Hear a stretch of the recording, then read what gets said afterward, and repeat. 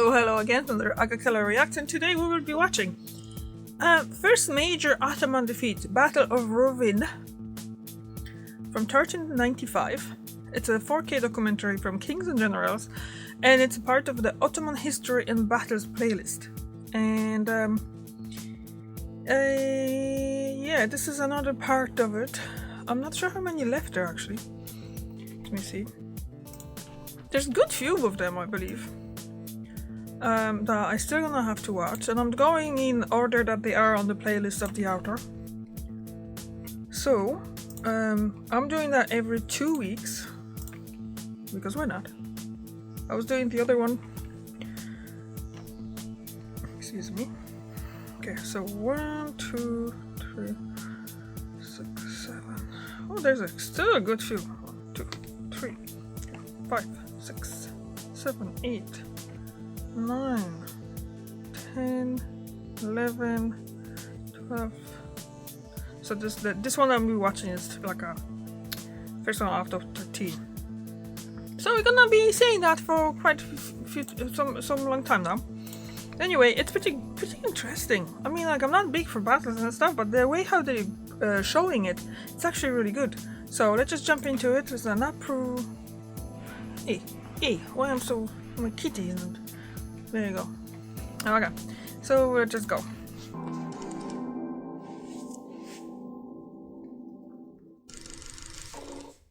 Upon launching his blockade of Constantinople during the early months of 1394, Sultan Bayezid I had launched a series of events that would put him face to face with a great crusader army at the gates of his sultanate.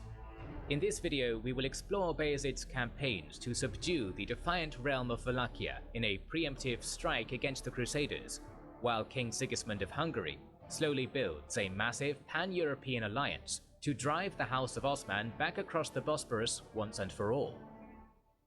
Bayezid would have loved it if his army's baggage train was light and able to strike fast, but alas he didn't have the futuristic materials and design skills of our sponsor, Ridge. Don't be stuck in the past when it comes to carrying your cards, cash and keys. Upgrade with our special offer in a moment. Here's what you need first, the Ridge Wallet.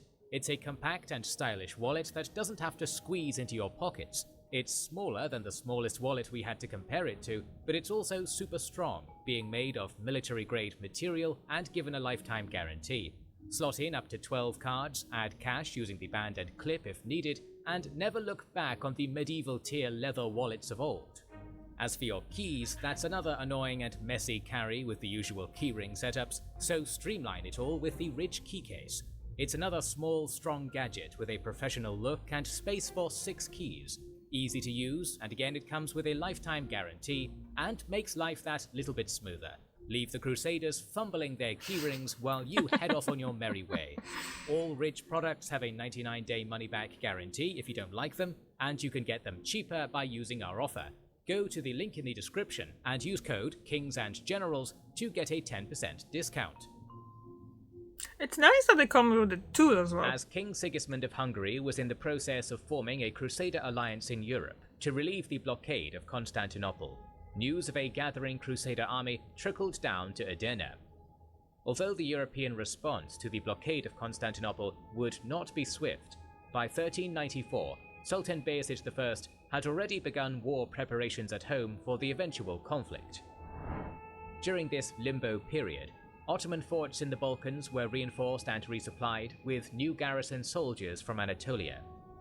Despite these preparations, the Sultan was not one to stay idle and wait for the enemy to arrive at his gates. In only 5 years since acceding to the throne, Bayezid had achieved what no prior Ottoman ruler could have dreamed of. Almost all of Anatolia had been conquered, all major opposition in the Balkans had been crushed, and a significant attempt to seize Constantinople was underway. Instead of staying idle, the ambitious Ottoman Sultan planned on going on the offensive in the region to get a head start in the inevitable hostilities to come. To secure his northern borders from the upcoming Crusader invasion, Bayezid launched a surprise military campaign against Wallachia during the fall of 1394. The Ottoman ruler most likely wished to secure control over the Danube River and create a new regional buffer vassal state before the onset of hostilities.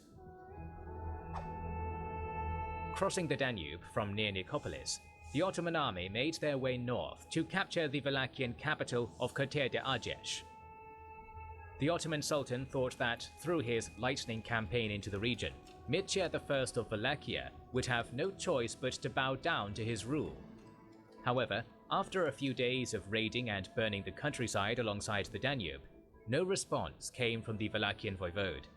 It was only after Bayezid began his forced march into the forested interior of the region that he would be met with the first signs of local resistance. As he knew he did not have the men or resources to stand up to the Ottomans head-on, Mircea employed his Wallachian skirmishers to conduct guerrilla operations against the numerically superior invaders. For an entire week, the Ottoman host was harassed by Wallachian hit-and-run attacks while they marched through the unfamiliar lands. Exhausted from the forced march and sustaining heavy losses, the Ottoman army made camp near the Argesh River. Refusing to let the Muslim invaders catch a breath, on the night of October 10, 1394, Mircea ordered a surprise ambush. Masked underneath the Wallachian forest, the resilient voivode, much to the surprise of Bayezid, descended upon the main Ottoman camp. The skirmish, later dubbed the Battle of Karaninavarsa or the Battle of the Trenches, would be a bloody affair as Wallachian and Ottoman troops were engulfed in a fierce and violent melee over the palisades of the camp. On multiple occasions, the Sultan's own life was endangered as the battle-turned-brawl lasted well into the dawn. Seeing that he was in a precarious situation, and having taken many losses during the course of the entire campaign, Bayezid ordered the remnants of his army to withdraw back to the Danube into Ottoman territory in defeat. For the first time, the Thunderbolt had met his match in battle. Despite this setback, Bayezid was prepared to invade Wallachia again during the spring of 1395, as during the interim period, Mircea had travelled to Transylvania to sign a formal alliance treaty with Sigismund for his upcoming crusade. This time around, the Ottoman Sultan called upon his Balkan vassals to join him on the campaign. Powerless to decline, Marko Mjernjavčević of Prilep, Konstantin Dejanović of Velbajд, and Prince Stefan Lazarević of Moravian Serbia would all personally lead their retinue of soldiers into the Sultan's camp in Bulgaria, and once again swear loyalty to their Muslim liege. Only the Serbian nobleman Vuk Branković, in an act of open defiance, refused to send troops to Bayezid. However, the Ottoman Sultan would turn a blind eye to this insubordinate act for the time being, as he rushed to cross over the Danube to once and for all crush the forces of the Wallachian voivode. This time, the Sultan invaded the country from the west through the lands of his vassal, the Tsardom of Vidin. Well, yeah, like it didn't work in that way the year before, so we have to try different route for it, I guess. And that should be fine then. Although I'm guessing maybe it didn't really work that well, because it is about the first major Ottoman defeat. And this is 1395 now that we're talking about, so probably that's when it's gonna be here, So yeah. Yeah. Yep. Oh wow, that was just one ad. That's weird. That was very weird, guys. Usually there's two of them. Or I just missed it because I was talking. The Wallachian skirmishers once again employed guerrilla warfare on Bayezid's army as they marched on the royal capital of Kotir de Argesh. Perhaps due to the guerrilla campaign being less effective this time around, Mircea would proceed to form a great Wallachian army to fend off Bayezid. According to Romanian sources, the Wallachian voivode ordered all able men of his realm to gather up their arms and join his cause in order to defend their homeland from the Muslim invaders. Many settlements were abandoned, and their crops burned as the Ottomans made their way north. Not wanting to be bogged in a long siege, and wanting to resolve the war in one swift blow, Bayezid bypassed the many Wallachian forts in the region and pursued a field battle with Mircea near his capital. However, still knowing that he could not take on the Ottoman host in an open field battle, Mircea stationed his grand army in the strategic Rovine marshlands south of his capital. The marshlands were littered with small narrow valleys, caves, old ruins, and impassable waterways, making it an ideal landscape for a defending army fighting against a numerically superior enemy.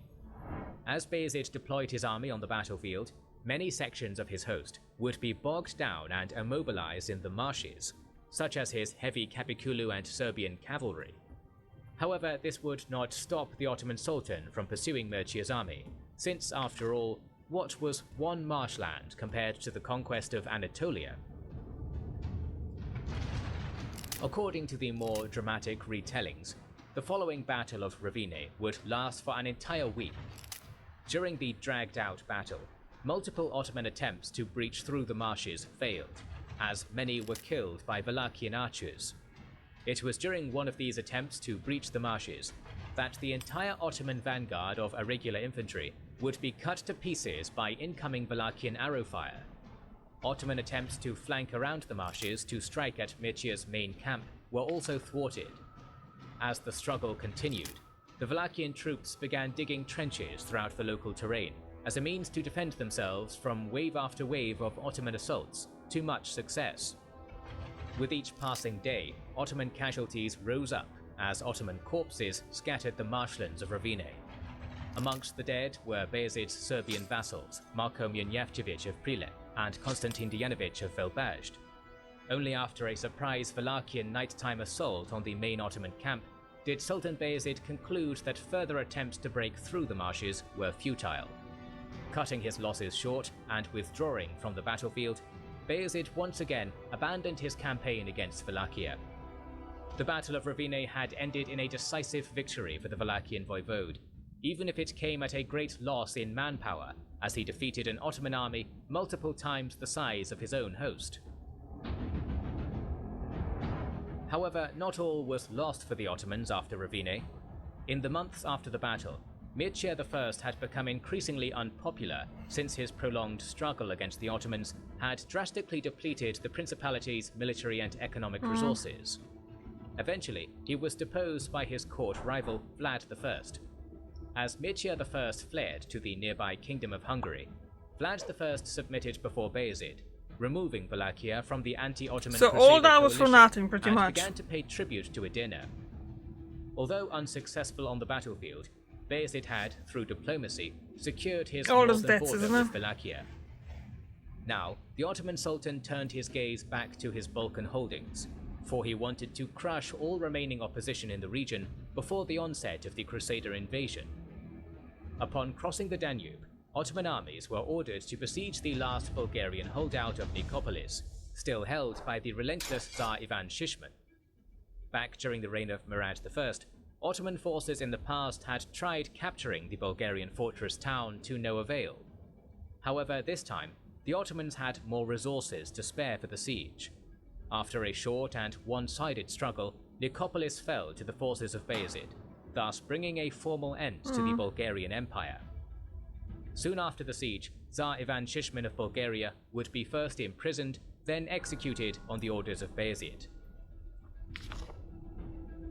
After putting an end to Shishman's realm, the Ottoman Sultan continued down south to his Serbian holdings.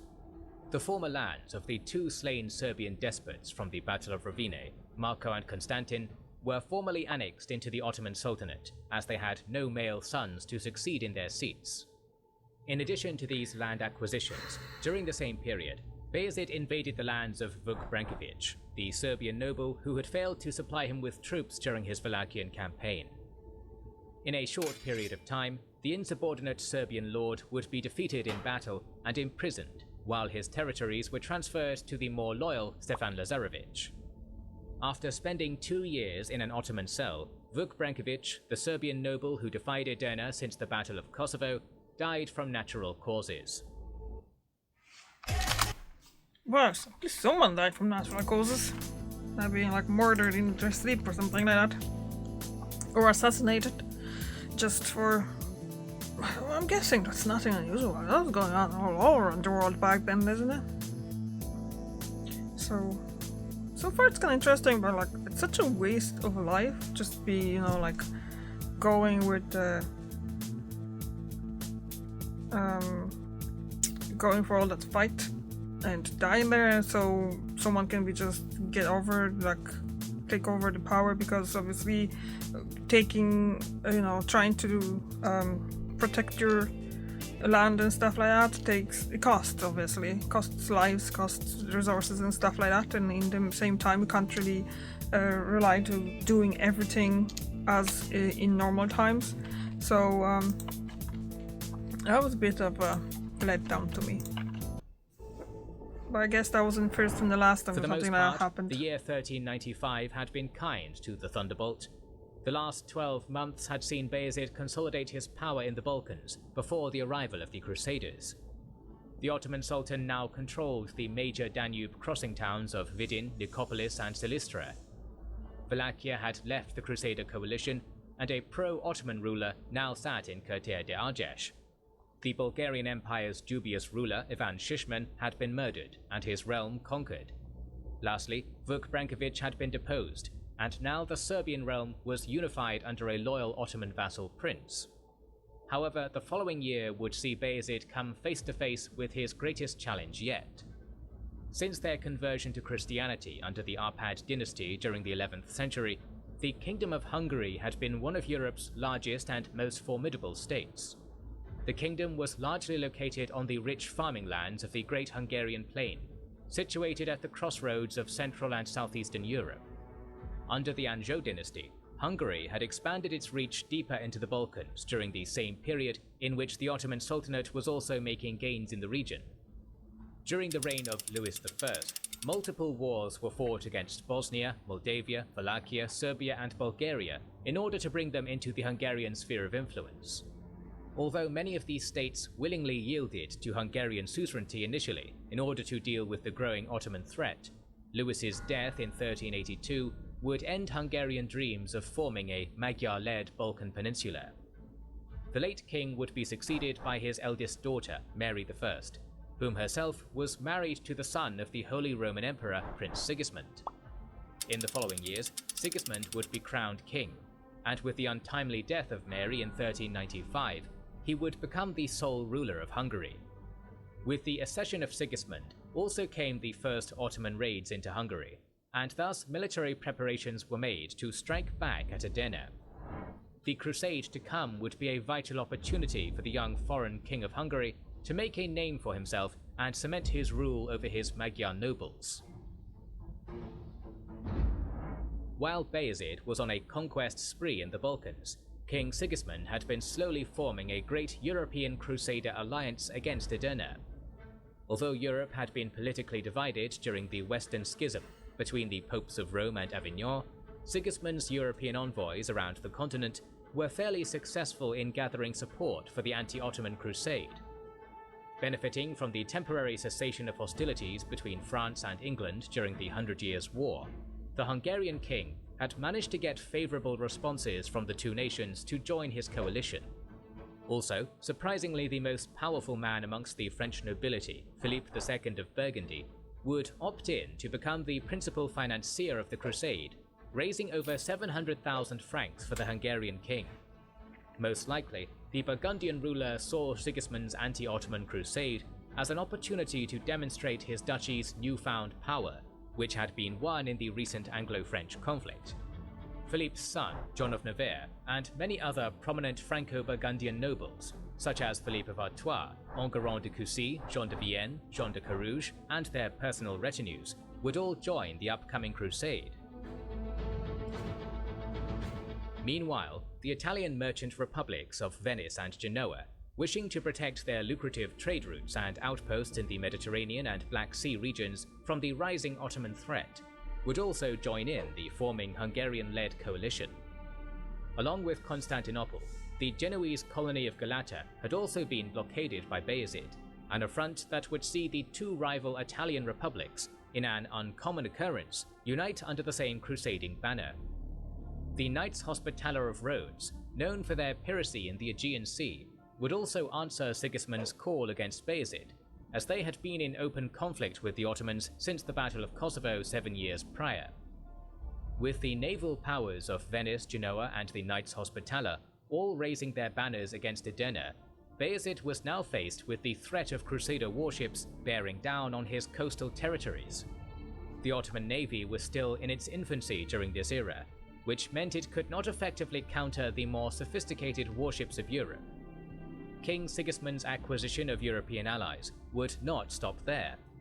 Even though he had recently been expelled from his country during the aftermath of the Battle of Rovine, Mircea I of Wallachia still commanded a sizable loyal host, numbering around a few thousand soldiers. The Wallachian ruler, perhaps in an attempt to regain his throne and garner Hungarian support to his claim, would join the anti-Ottoman crusade. Lastly, smaller contingents from Bohemia, the Teutonic Knights, the Holy Roman Empire, Naples, Aragon, Castile, Portugal, Navarre, the Swiss Confederacy, Savoy, Moldavia, Poland and Croatia would also pledge their support to Sigismund. With a total crusading force numbering around 15,000 to 25,000 strong, converging on the Hungarian city of Buda, enthusiasm around Europe for the upcoming crusade was high. Indeed, rarely throughout the Middle Ages had the kingdoms of Europe been so united against a common enemy, and the Ottomans were about to face perhaps their toughest foe yet. The Battle of Nicopolis was soon to come. To ensure you don't miss our video on that battle, subscribe and press the bell button. Please consider liking, subscribing, commenting and sharing, it helps immensely. Recently, we've started releasing weekly Patreon and YouTube member exclusive content. Consider joining their ranks via the link in the description or button under the video to watch these weekly videos, learn about our schedule, get early access to our videos, access our private Discord, and much more. This is the Kings and Generals channel, and we will catch you on the next one. Yeah, so again, a really good one, and actually they really build up the one for next time, in 2 weeks time, about the start of Crusades, is it? I didn't realize the Crusades kind of started from Hungary, although that might be different Crusades, because I know there was different Crusades, I think, but I don't know much about it, so yeah. So anyway, I'm looking forward to learning more, so yeah, that was great again. I'm kind of sorry about all that it was first major Ottoman defeat, and then after that when the Mircea won, but then he was denounced and had to actually leave, and then they just you know what, it's history, you're not going to change it. So alright, so I'll see you with continuation of the Ottoman history and battles playlist in 2 weeks time. And next week I'm not sure what I have prepared, because I finished the how Islam saved the Western civilization, and I'm trying to kind of change the theme of it, so I think I have actually something. Yeah, you know what, next week we're gonna see next week. Alright, so thank you very much for watching, and I see you tomorrow. Bye.